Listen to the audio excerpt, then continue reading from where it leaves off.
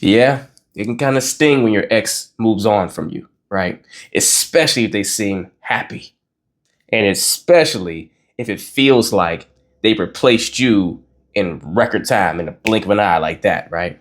But what if I told you your ex's new relationship could be the best thing to happen to you?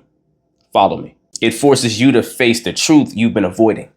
Whether your ex was toxic or not, that's less important. But what is important is the silence that their absence creates. Because in silence comes clarity.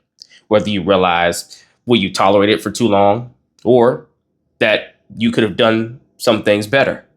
Either way, you're not distracted anymore, right? Now you're in a space where you can truly reflect and get the, epiphanies and the understanding that you needed all along.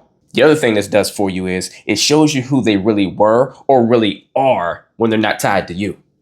See, after breakups, people reveal their true selves. You get to see how fast they moved on, how they treat the next person, or if they still play games, or if they've grown, right? Either way, you're getting the truth, and the truth is a gift, even when it hurts. And the most important piece, it becomes the push you didn't even know you needed, right?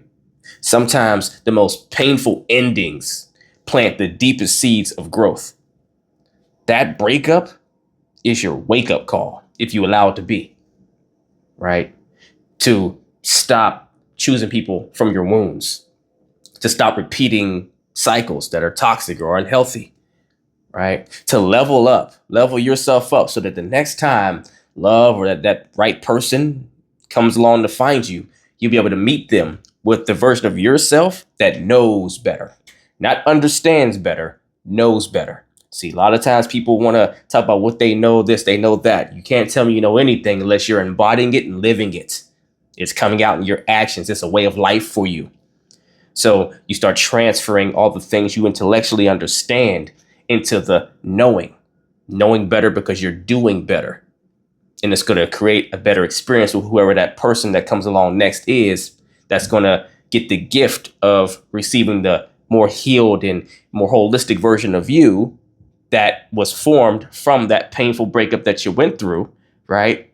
And because you are on that type of level now, in that frequency, by default, most likely the person that you're in front of now is going to match that frequency somewhat because you attract what you're in harmony with.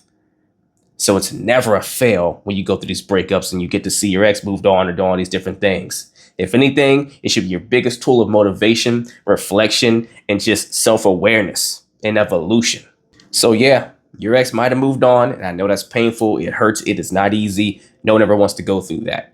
And they might have moved on seemingly faster than you were ready for, prepared for emotionally. I 100% get it. But what if the best revenge, right now, you should be seeking revenge, but I get the feeling. What if the best revenge is that you a glow up, right? What if it's not just you bouncing back and looking stronger than ever? What if it's your peace that you can now gain? What if it's the self-awareness that you need, that you've needed all along, and becoming the partner you'd want to come home to yourself? What if it's that, to where your intention and your focus isn't the revenge at all or showing them, it's really showing you. And by default, they'll see if they're in proximity. Always remember, the more time and energy and effort you put into looking at what your ex is doing, what's going on in their life now, this new relationship, if all the focus is on them, you can't be focusing on you. It just doesn't work that way. Yeah, you may be mixed in the equation of your thoughts of your ex and running the relationship you guys had through your mind, but that was an us thing. That was a you and them thing in the past, not you focusing on you, right? And I get it, right? You're focusing on them, looking at what they're doing to pair it next to the experience that you had with them. And that part's about you. But at the end of the day, all you're doing is feeding where focus goes, energy flows, and that's what grows. So you're feeding an experience that doesn't even serve you at the end of the day.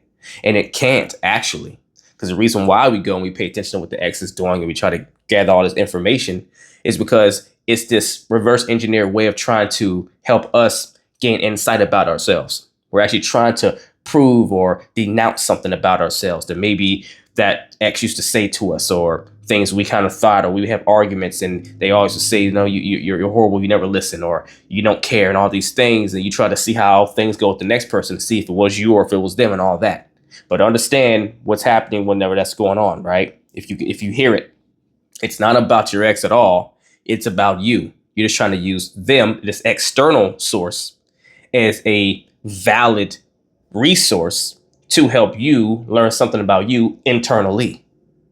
So even by design, it's your system you created. You're telling yourself you need them to help you learn something about you.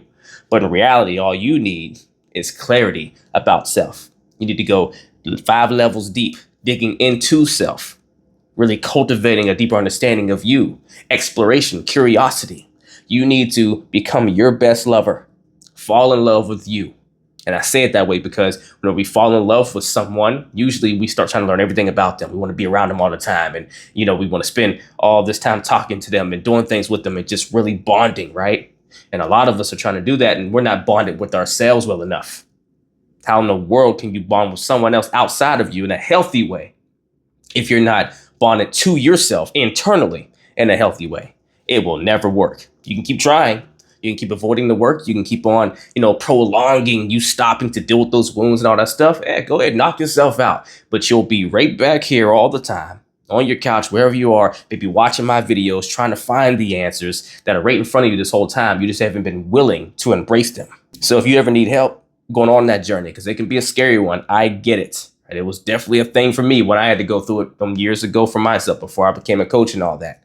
So if you need help doing that self-reflective work, building those tools and the skill sets and how to process through your emotions, and even healing to get past this breakup that you've gone through, because that can be a difficulty and it can dilute the waters if you're trying to focus on you. I get it. I'm here for you. Email or DM me the word coaching only if you're truly ready to put that work in full-on sessions, right? But if you're not ready for one-on-one coaching, the time, space, and maybe even the resources, at least email or DM me the word transformation, and I'll see in a link to my transformation course that'll help you learn the same things I teach my clients one-on-one at your own pace on your own time. But please do something to get in the race. Let's get it.